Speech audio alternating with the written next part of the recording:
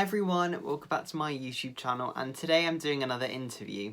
My guest today is super exciting. They are an amazing singer. They've written songs such as Hold On To Me, Tell the Story, and Even When We're Gone for a hit TV show The Next Step. So today they're going to come on and tell us a bit more about themselves and their career. So my guest today is James Alphonse. I'm James Alphonse. I write pop music and I sing for the TV show The Next Step every once in a while, and right now I'm just an independent pop musician.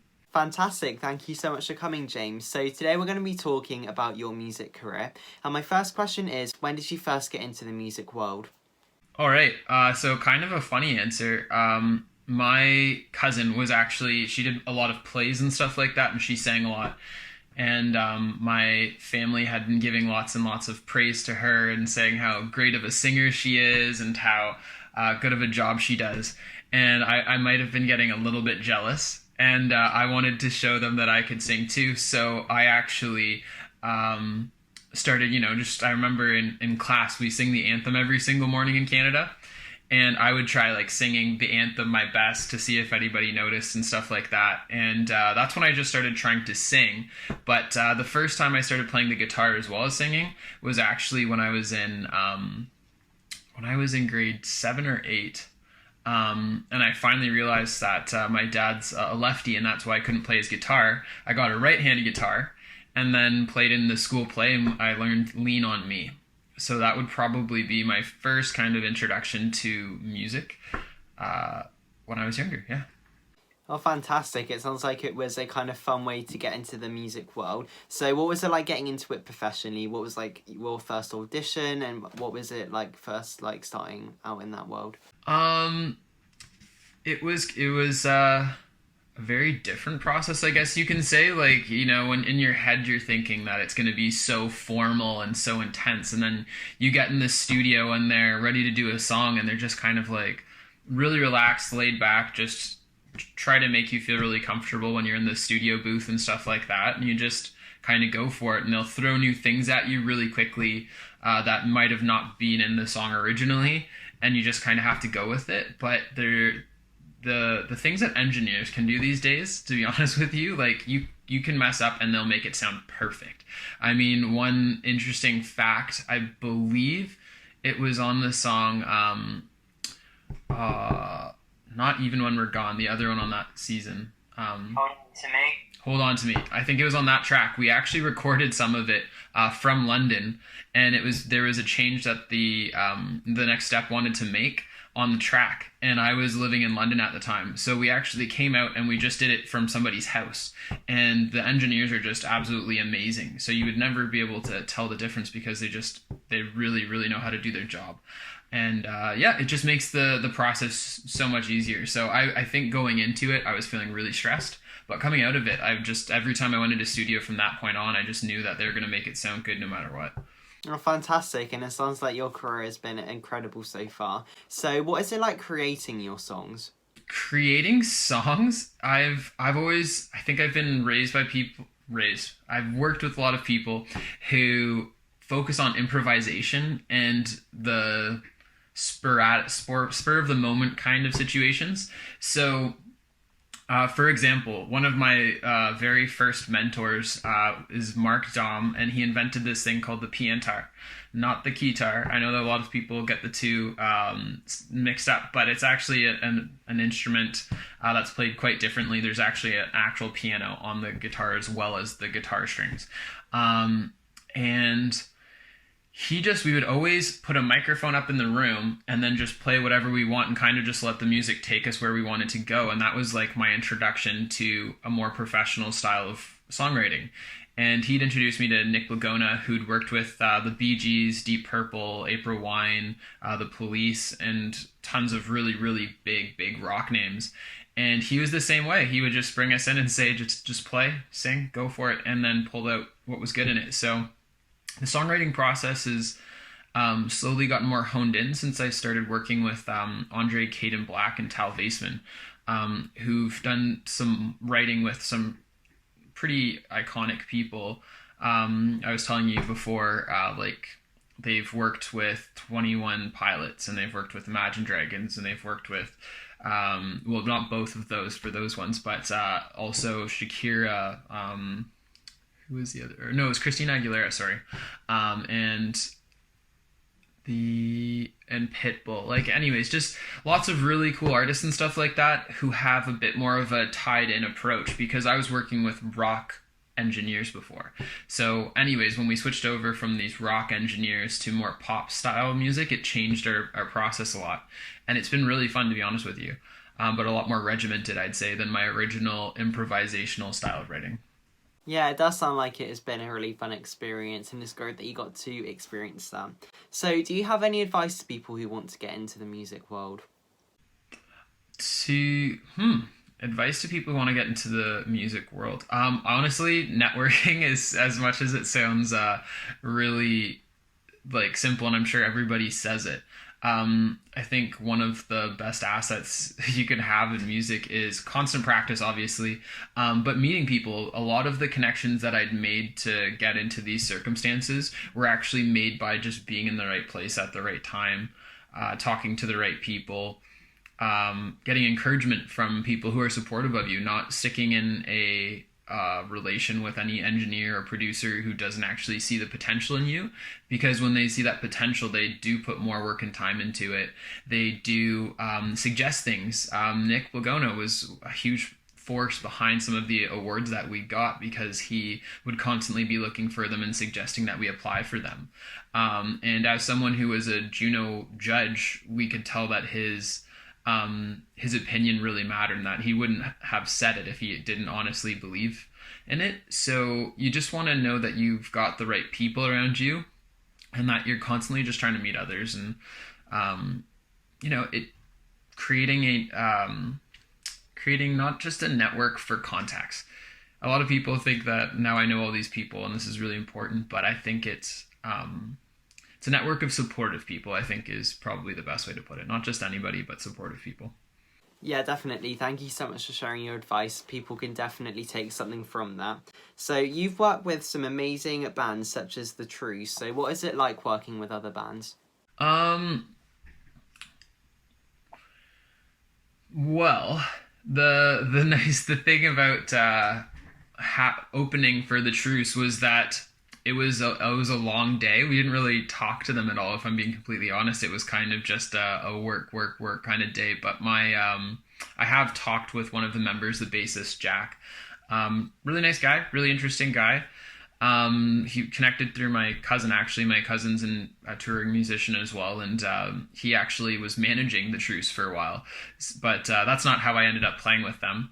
But yeah, they're really nice people. I can't really say too much, because we didn't get into big conversations or anything like that. It's a good time. But I feel some shows are busier than others.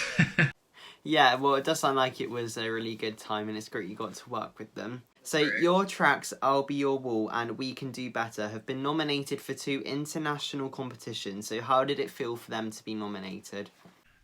It was unreal. At the time, I couldn't believe it, just because I think when I've been, like I said, working on music since I was like 12 or 13, just for fun. And I'd always thought of it as just a fun little hobby that I was doing. And some people along the way had said, you should actually take this a bit more seriously.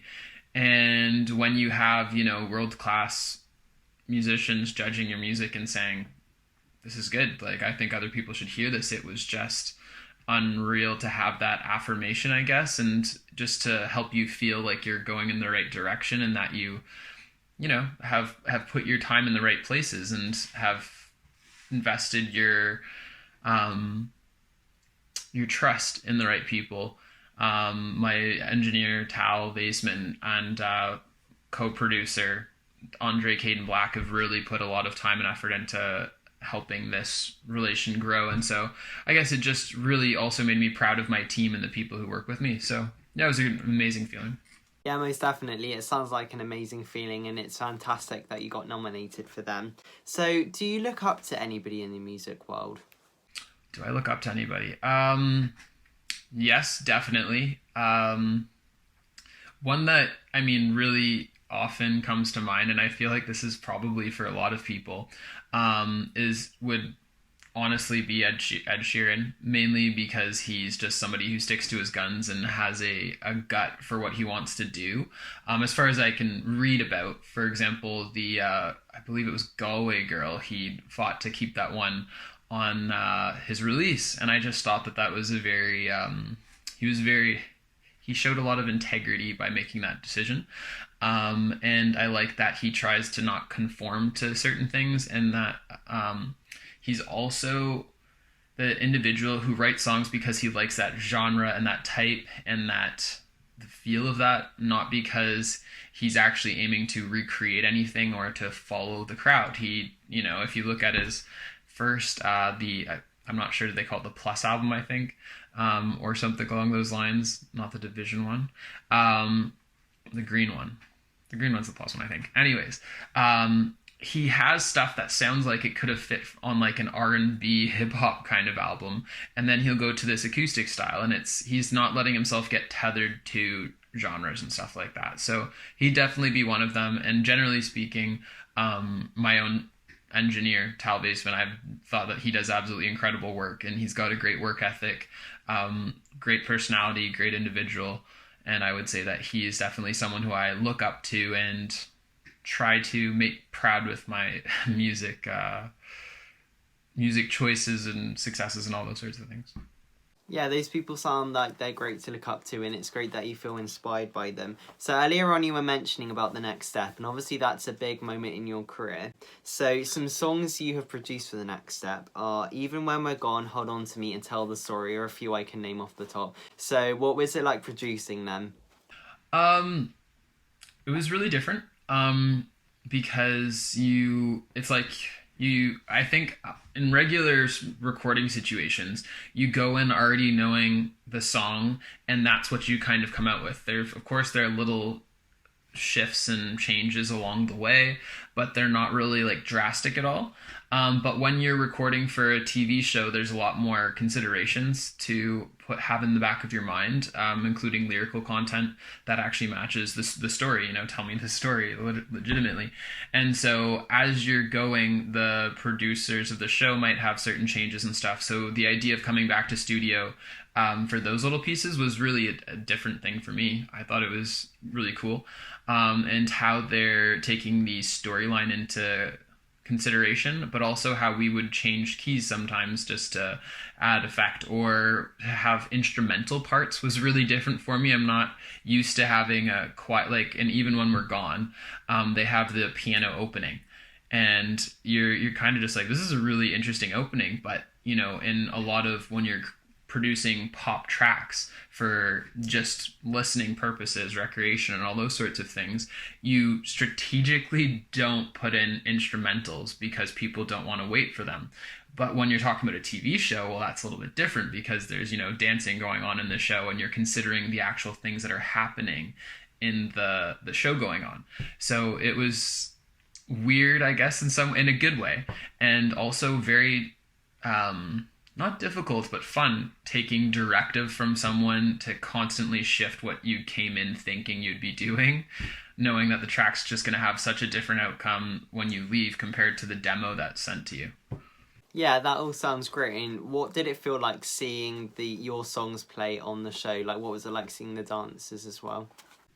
Pretty incredible. It's just to know that your work that your voice even, that people are seeing it. And I don't know, it's like in your head, I think what goes through is, I remember playing, songs to an empty bar or empty music venue, and like now people are listening to it globally, and like even seeing the comments on YouTube, I thought, like, this is super cool, just watching people enjoying the music and talking about the season soundtrack was just a nice kind of payoff, I guess you could say.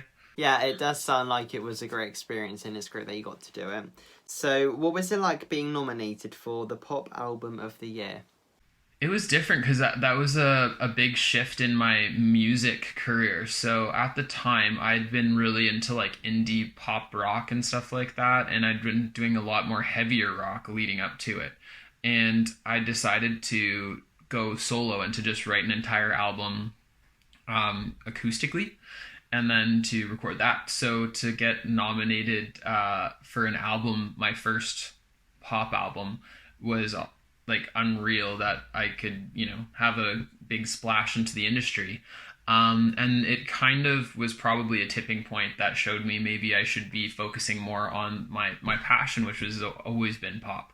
And so that led me essentially to creating this whole other genre. I actually, when I'd met Andre Caden Black, I said, hey, you know what? I've always been interested in pop. What do you think about that? And he said, we should do it. And he brought on Duncan Coots from Our Lady Peace, an incredible writer, and Stephen Dahl, also an incredible writer. And we put together some tracks. And the feeling I got from that as well just made me feel like I'm going in the right direction. So I think that what Hamilton had been doing at the time, offering those awards that covered the entire region, was really important for inspiring artists to continue their dreams and passions and to invest in the incredible market, continuously growing market of music. So yeah, it was I would say a changing point in my music career. Yeah, most definitely, and it does sound like it was a great thing to experience. So if you could pick, what has been the best moment in your career?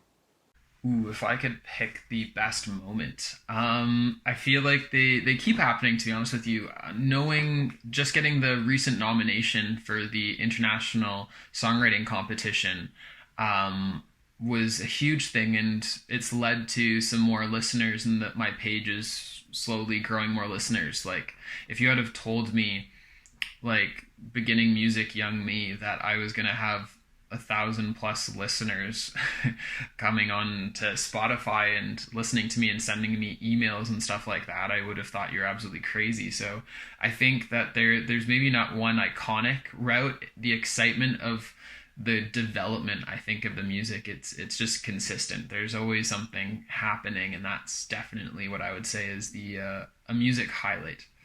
Oh, that's great, and it does sound like a highlight and constantly having those amazing things happen. We have one more question for you, and my final question to ask is, do you have any music stories? So I'd actually been with my rock band doing a little bit of a tour. And it was a university tour that we were doing at the time. They had a bunch of Battle of the Bands, and I'm not sure if that's a very worldwide used term, but essentially a bunch of bands would show up at a venue and they'd all perform, and then people would vote on the best, and then sometimes they'd have actual designated judges. And we went to this one school in Ontario, and we decided, you know what, we think we're going to focus on originals, and we'll just have an original cover, so a cover that has a twist to it that's more like us.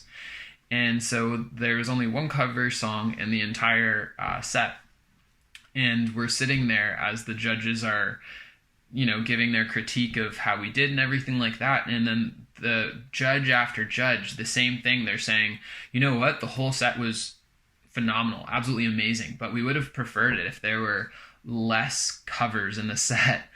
And I'm sitting here like, there aren't any covers, but our microphone's off. So we're just listening to all the judges tell us that we should have done all originals, and the funny thing is we did all original tracks except for that one cover song, but they thought the whole set was. So anyways, we just thought it was a little bit funny because we didn't end up taking back the first place for that, but we did end up actually getting the crowd favorite award that night. And I mean, in a sense, that critique kind of made us feel really good because they thought that our original songs were cover songs. But then it hurt us in the actual competition. So. Yeah, well, that is kind of a funny, kind of hot and cold story, so thank you for sharing it. And we have came to the end of the interview now, and it's been great finding out more about yourself and your career, so thank you so much for coming on. Thank you very much too, Charlie. You're most welcome, and also thank you to everybody who watched this interview. I hope you enjoyed it and learned some more stuff, and I'll see you next week for another one. Bye, guys!